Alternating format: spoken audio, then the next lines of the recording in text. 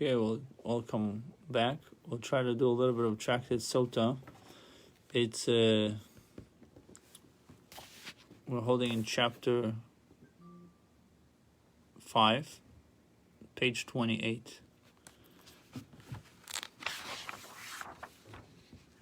So the Gemara started a long Mishnah, speak about the different opinions of what happens to the adulterer. We'll go to the Gemara. The Gemara says, Gemara focuses on the Mishnah's opening statement that just as the waters test her, so they test him. Leval oisuleman, to whom does the word him refers? Ilim leval, if you say, refers to the husband. Bal mayovid, what did the husband do that warrants his that warrants his being tested? And if you'll say the Mishnah means if the husband has a sin, the waters test him. When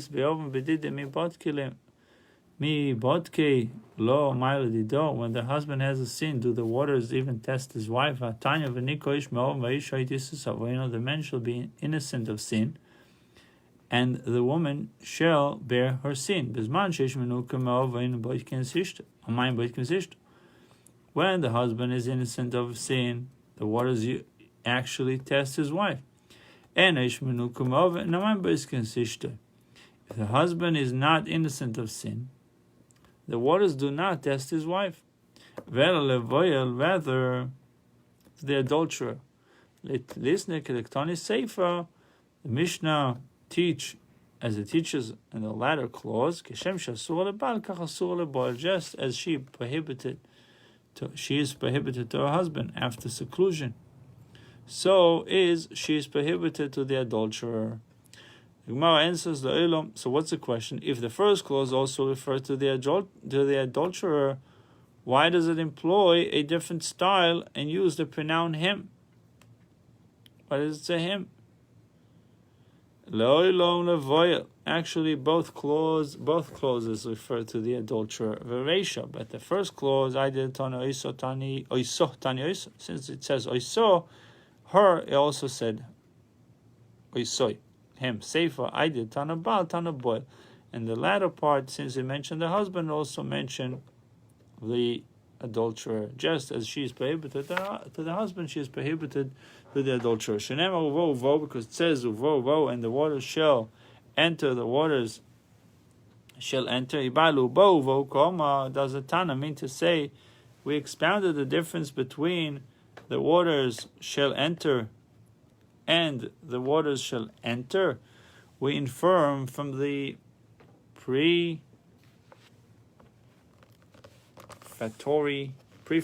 vav. Uvo oivo oi uvo kama.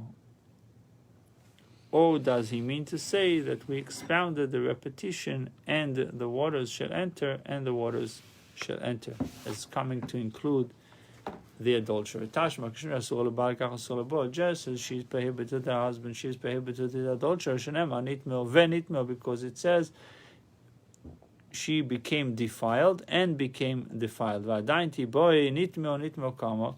Does the Tana mean to say that we expounded, or that we expound the repetition of became defiled, or nitmel v'nitmel kama? Or does it mean to say that we expounded the difference between become defiled and become defiled, and infer from the prefatory vav in the word v'nitmel that she is also prohibited to the adulterer. Tashma, Kamala, Midiktani Sefer, look at the latter part of the Mishnah. Rabbi Menashe,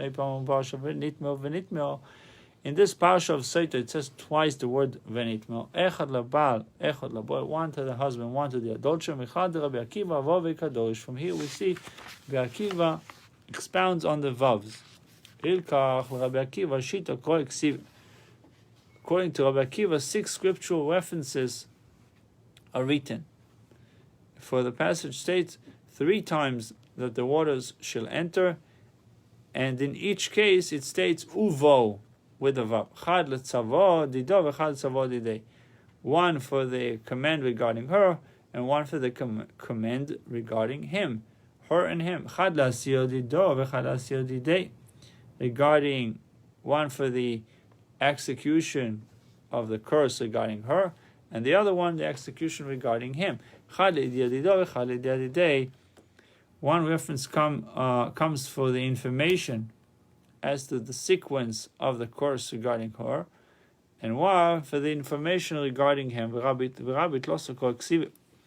to Rabbi, 3 scriptural references to entering are written. One is for the command, another is for the execution, and the third is for the information. However, all 3 refer to the woman. From where do we know that the waters are testing him also, the adulterer? Let's was better to cause stomach to distend, and thigh. This refers to the stomach and thigh of the adulterer. The stomach and the thigh of the adulterer. But perhaps is it not so? Rather, it refers to the stomach and thigh of the adulteress. When scripture state in another verse, her stomach shall be distended and her thigh shall collapse. The stomach and thigh of the adulteress have already been mentioned. How then shall I interpret the pasuk to cause stomach to distend and thigh to collapse? This refers to the stomach and thigh of the adulterer. And the other Tana, Rabbi Akiva, will tell you, pasuk means that Kohen informs her that the stomach will be distended first, and only then will the thigh collapse.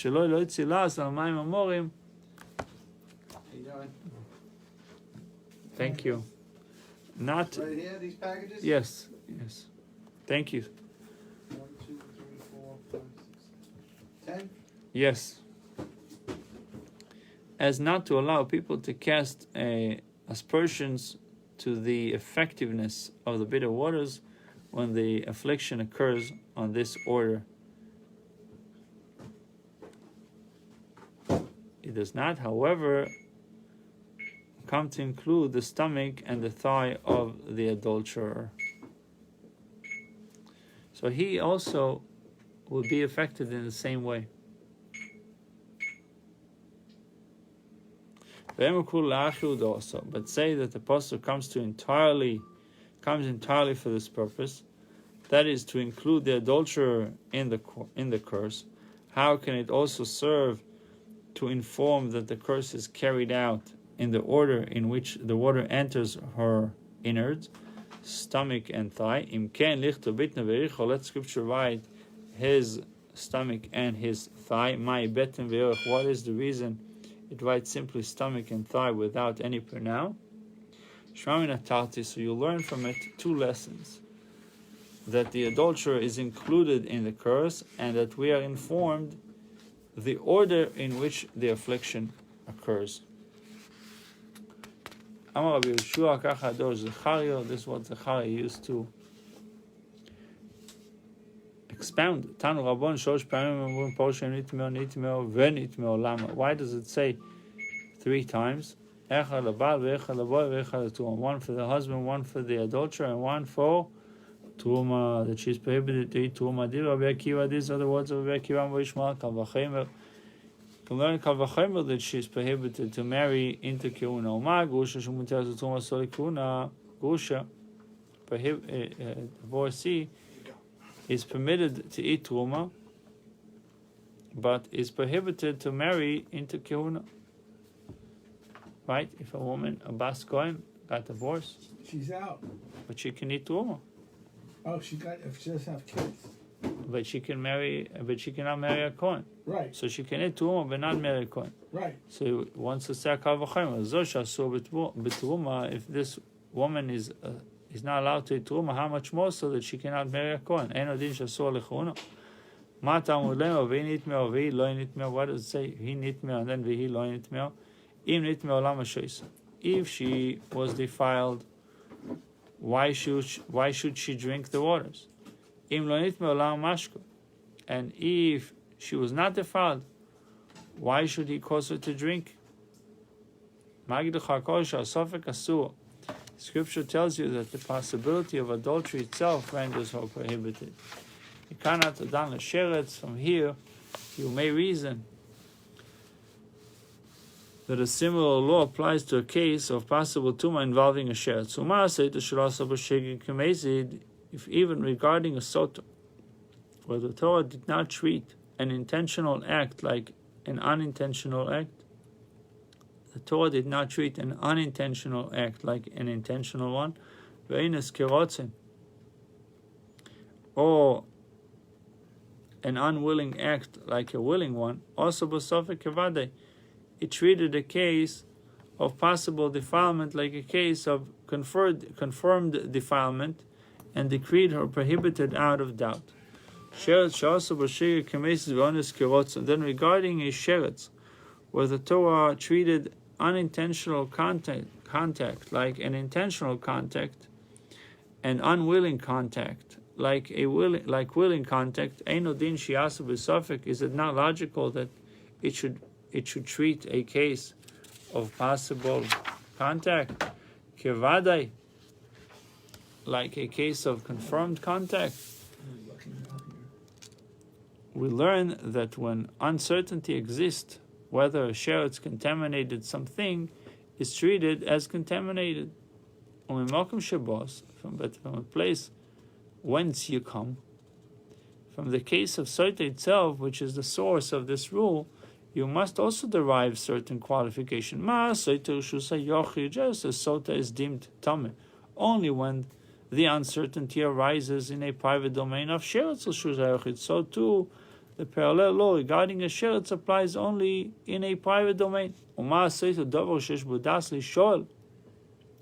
is something that has the intellect to be questioned, whether she became tameh or not. So too the parallel law regarding a sheretz applies only when the uncertainty involves something that has the intellect to be questioned, whether contamination occurred. From here they said, regarding something that has the intellect to be questioned, whether it became tameh or not. In a private domain, it's possible tumah is tameh. In a public domain, it's possible tumah is dim toil. But regarding something that does not have the intellect to be questioned, if it became tameh, ben b'rshus hayochid, ben b'rshus harabim, sveikot toher, whether dealing with private domain or public domain, it's possible tumah is deemed to be tahor. Rabbi Shmuel Omar, and now Rabbi Shmuel, let us examine the statement of Rabbi Shmuel Omar Be'akiva Truma. Rabbi Akiva mentioned that on one scriptural reference to defilement teaches that the sotah is prohibited to eat truma. And Rabbi Shmuel responds that no such reference is needed to teach that she is prohibited to marry into keuna. Why? From the Kal V'chomer that we said, if she can't eat truma, how much more so that she can, if she's eating truma, since she's divorced, she cannot marry a kohen, how much more so when she's not allowed to eat truma that she cannot marry a kohen? Why the subject of keuna was not mentioned at all? V'tu. And furthermore, Rabbi Akiva keuna menale, from where does Rabbi Akiva in fact derive that Sotah is prohibited to marry into the keuna if she is widowed? Sotah, she declared Sotah, and then her husband died. So why can't she marry a kohen? A kohen is allowed to marry a widow. And if you will say that Rabbi Akiva holds that her prohibition to the keuna does not require a posuk, since in the case of Sotah, Scripture treated a possible adulteress like a confirmed adulteress, insofar as prohibiting her to her husband, and automatically follows that she is prohibited to the keuna as a adulteress. So I will respond to Ruma Namileti Boiko, according to your reasoning, or prohibition to eat truma also does not require a pasuk. Shari also b'safek zainu k'zainu, since in the case of Sotah, scripture treating a possible adulteress like a confirmed adulteress. So we'll continue, God willing, tomorrow. Why did he have